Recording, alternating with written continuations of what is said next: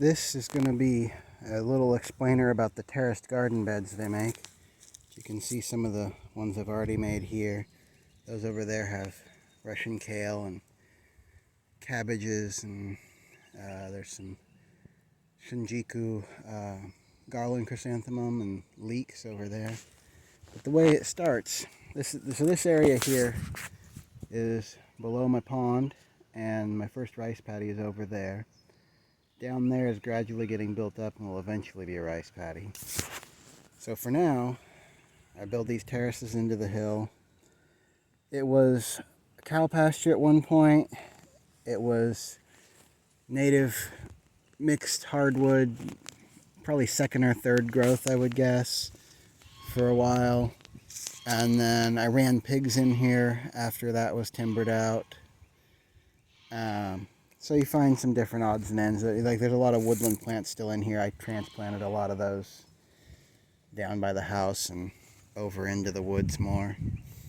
But you see, it mostly looks like this when I start. And what I do is I cut a trench, like this one, along the upper edge of the path, bottom edge of the bed.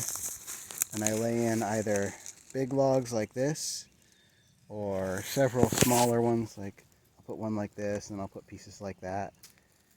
And all these, I clean all the sticks up, stack them either into the pathways or over out onto the end, and then I rake all the leaves and the smaller debris into the downhill pathways between the beds. And then I take this hoe right here and I reach out.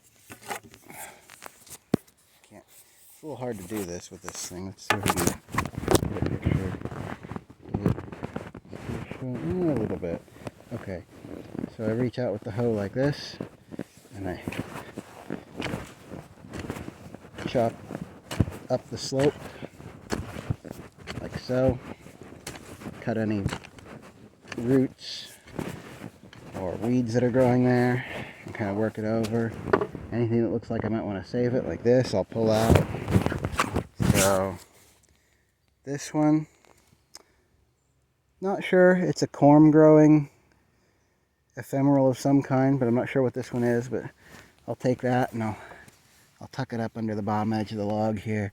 Same thing with these trout lilies. I'll just take them and tuck them up under the edge of the log and let them grow there. And after I go over that with the hoe,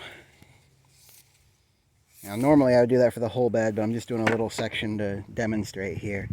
After I do that with the hoe, and take my hard rake and I chop up all the clumps as much as I can and rake the roots and the bits of plants that are cut loose.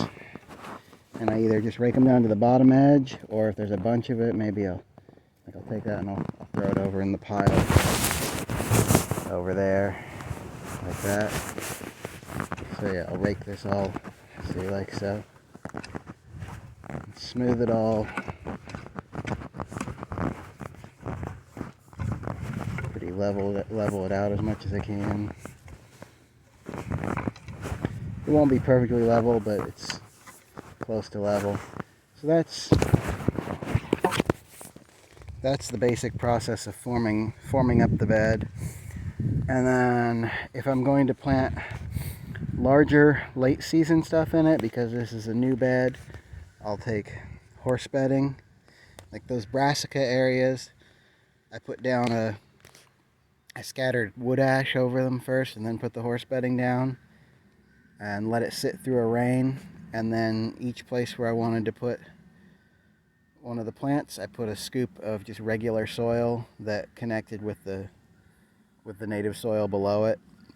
So the horse bedding just forms up as a mulch and breaks down to fertilize the plants over the season. Over here, because these are alliums, they're leeks. And those over there are Shinjuku, they're greens that'll be harvested fairly young. I didn't put any of the manure around them because I don't want them getting anything on them, because they'll be harvested much sooner than the cabbages and kales. Those are quite a ways down the road, and the part I'll harvest will be well off the ground, so I'm not as concerned about that. And I cook it too, so that's not an issue for me. None of this is for sale. This is all our home use stuff. If I was producing for sale, I'd need to be fully composting everything instead of sort of rough composting and then spreading it like a mulch. I'd need to actually fully break it down and before I applied it. But since this is home use for things that are cooked and for things that are longer season and harvested, the harvested parts are up away from the ground, it's not really a concern. I won't harvest, like the kale, I won't harvest the bottom leaves of that. I'll leave those big bottom leaves to grow and harvest further up. But the leek beds and the shinjuku, the garland chrysanthemum, they did get the wood ash scattered on them and raked in, and then I used my little hoe to make rows and lay them in. Leeks take up a surprising amount of room per plant. I actually planted mine a little too closely. I planted them about 6 inches instead of 12, so double spaced. But if they seem like they're getting crowded later or they're not growing as well, I'll just thin out every other one for early leeks. That won't, again, since it's for home use, it's not a big deal to take out small stuff and eat it. It's actually a benefit for us to get some early leeks. So yeah, that's how the beds form up, and that's what I've got going in here right now. The beds I'm working on here, they're going to go from about where my coat is sitting there over to just below that first tree right there with the big grapevine on it. That'll be the other end. And then I'll do another bed above that that runs all the way across to, you can't really see it, I'll have to walk over there. So I'm putting a path. The path will go above that redbud right there, along here above this one. And it'll come across here, go right below this redbud, and the elderberry bush right here. So it'll go between the two and come out right here. The other end of the upper bed that I was talking about there will end up right about here by this autumn olive. And I'll probably be able to get one more bed in above that before I hit where I'm building up the hugel bed there. But this center path down here, this is going to be a leveled out and wide enough for the wheelbarrow so I can take a wheelbarrow down the middle. And that'll come out right here. And I'm working on smaller beds of perennial alliums and fruiting plants. I've also got strawberries and some little thornless blackberries over there, some lemon balm. See the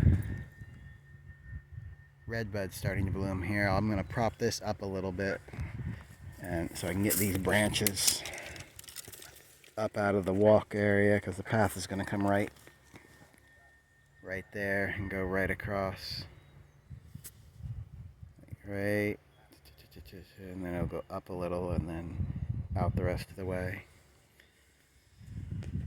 If I can find some down in that wooded section there behind the fence, I'm going to move that fence back and take in a section of the woods, but I'll leave the trees and put in some Myoga ginger. I think that spot will work okay for it. It's got decent moisture. Right. I think it has the right kind of shade and appropriate soil, so it should do pretty well over there, and that'll give me a little shade crop at the edge of the garden. So that's it for today. I'm going to get back to work.